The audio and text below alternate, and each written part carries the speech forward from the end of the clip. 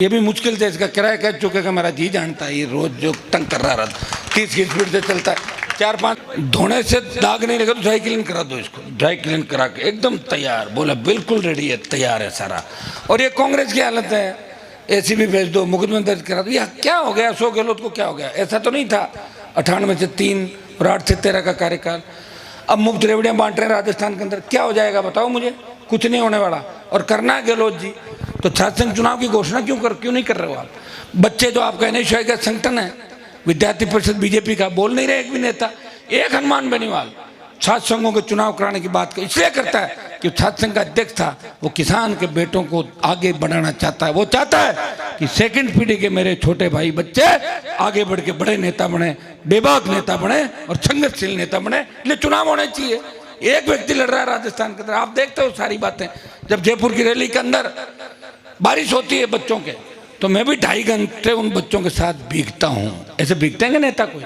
एक ही व्यक्ति है जिसके साथ बैठोगे तो नेता की फीलिंग नहीं आएगी, ऐसी फीलिंग आएगी ये तो हमारा भाई है, ये हमारा परिवार है, ये हमारा बेटा है। ऐसी फीलिंग हर व्यक्ति को आती है, हर जाति को आती है। कोई रोता हुआ मेरे घर पे आता है, वो हंसता हुआ मेरे घर से जाता है। कभी मैंने मना नहीं किया। मेरी दुख तकलीफ कभी आपने थोड़ी देखी? 25 साल से मैं किन दुख तकलीफों के दौर से गुजरा। मेरे समाज के उन माफियाओं से लड़ा, मेरे समाज के उन बड़े घरानों से लड़ा जिन्होंने समाज का सुपड़ा साफ करने की कोशिश की, अंधेरे में रखा। हार्डकोर अपराधियों से लड़ा, गरीबी से लड़ा।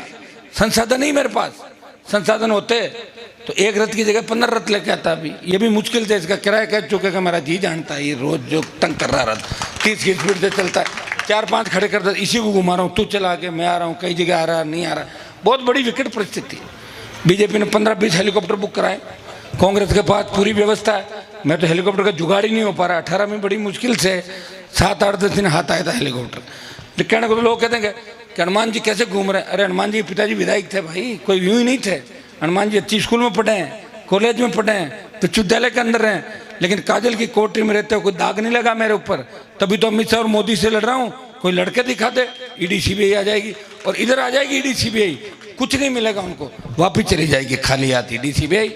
और गहलोत की पुलिस और एसीबी वापिस चली जाएगी कि जो मैं हूँ आपके सामने हूँ। मेरी कथनी और करनी के अंदर अंतर नहीं, इसलिए ईश्वर की कृपा मेरे ऊपर है। इसलिए भगवान ने मुझे आपके बीच भेजा है कि जाओ 36 कौम की सेवा करो, इन सब को लेके इस हर जाति का विधायक बनाओ, हर जाति का मंत्री बना के इनको एकजुट करके राजस्थान के अंदर राज स्थापित करो। इसलिए मैं बाली के अंदर ये आह्वान करने के लिए आया हूँ। मैं ये कह रहा हूँ कि मैं तुम्हारे साथ खड़ा हूँ। राजस्थान के नौजवान नेताओं को तैयार हो जाना चाहिए। हमारे साथ तो कोई खड़ा नहीं था। अगर हम पीछे और देखें, सिवाय जनता का हमारे पास क्या है?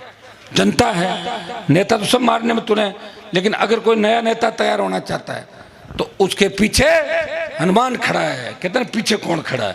पीछे से आदमी आगे बढ़ता है। हमारे पीछे तो ईश्वर खड़ा है, या आप खड़े हो। फिर भी मैं लड़ रहा हूँ 25 साल से। इसलिए मैं आपको आह्वान करता हूँ कि बाली के अंदर इस बार बड़ा परिवर्तन करें, सोजत में परिवर्तन करें, जैतान में परिवर्तन करें, पाली में करें। देखिए हर जाति को जिले में सारी टिकटें नहीं मिलती।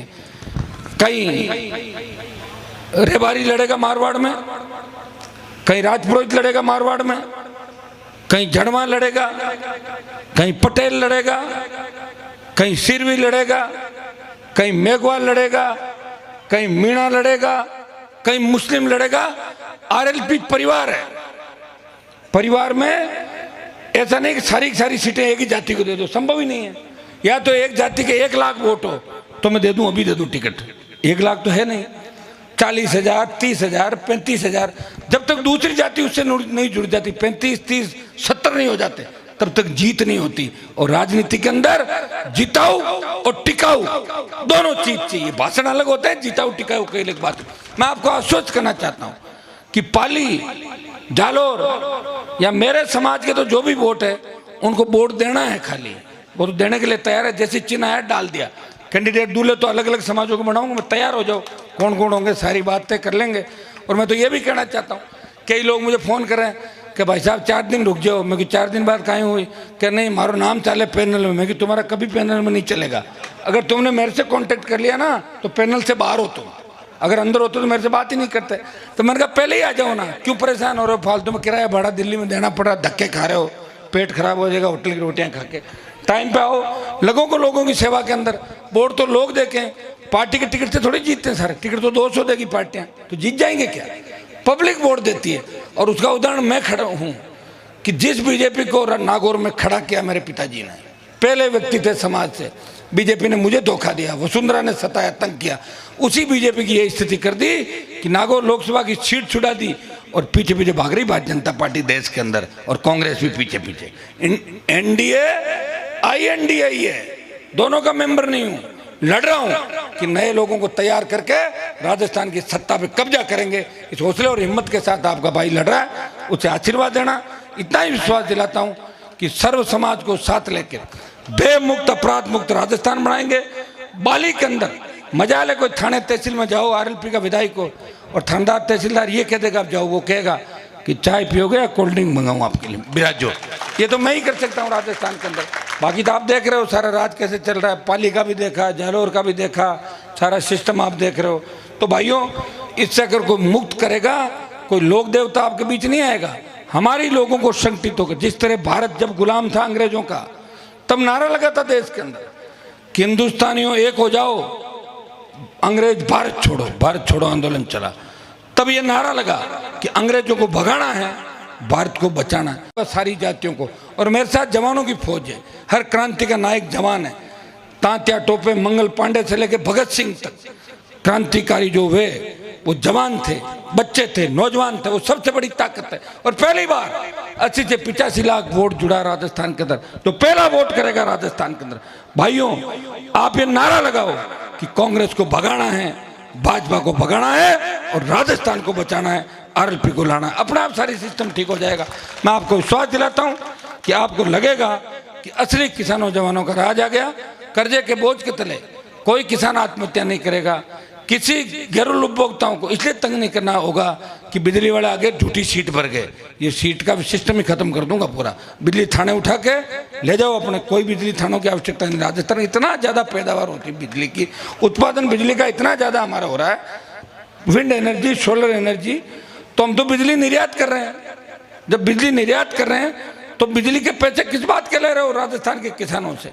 तो भाइयों, जितनी आपकी पीड़ा टोल दे रहे हो सड़क पे, 100 रुपये डीजल पेट्रोल के दे रहे हो, क्या हिसाब किताब नहीं मांगोगे सरकार से जब आएगी? जब जो सरकारी तंत्र होता है उसको देखो, एक MLA बनता है, MP बनता है, पहली बार फार्म भरता है, उसकी प्रॉपर्टी कितनी होती है, और 2-3 बार जब बन जाता है तब देखो अपना विस्तार हो। काई से बड़ा बताओ मुझे, तनख्वाह से तो नहीं बढ़ सकता।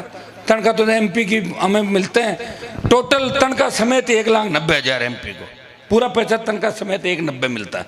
क्या 1,90,000 में सारा हो जाता है क्या सिस्टम? बताओ, 1,90,000 का तो आप रोज घूमोगे तो कितना कुछ होगा। सारे लोग व्यापार करते हैं, नेता, और कई लोगों को मैं पूछता हूँ बड़े पैसे वाले, वो कह रहे राजनीति में आना चाहते हैं। अभी क्रेज सिर्फ राजनीति का है, फिल्मों से ज्यादा क्रेज राजनेताओं का हो गया।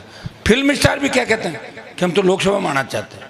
लोकसभा के अंदर कई फिल्म स्टार बैठे देखता हूँ, कई लड़के भी है, कई लड़कियां भी स्टार है। आती कम है, लेकिन जब आती है तो सारे पीछे हो लेते हैं, वो आ गई, वो आ गई, वो ऐसे भागते हैं।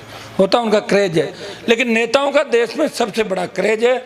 और लोग राजनीति में इसलिए आते हैं कि हमारा बिजनेस को सेफ रखें, बिजनेस को बढ़ाएं, और हमें जेल में कोई नहीं डालते, इसलिए रखवाली करेंगे पॉलिटिक्स में आके। जो लोगों ने व्यापार का एक रास्ता चुन लिया और व्यापार करने की जगह राजनीति को बना ली। आपको सबको धन्यवाद। आगे भी मेरे कार्यक्रम है, मैं विश्वास दिलाता हूं हम सब मिलकर नए राजस्थान का निर्माण करेंगे। बाली के अंदर अगली बार मेरे पर्यवेक्षक आएंगे और चुनाव के अंदर दोबारा वोट की अपील करने आपके बीच आऊंगा। और अब की बार आऊंगा जब हेलीकॉप्टर से आपके बीच आऊंगा, ये भी विश्वास दिला के जा रहा हूँ। बहुत बहुत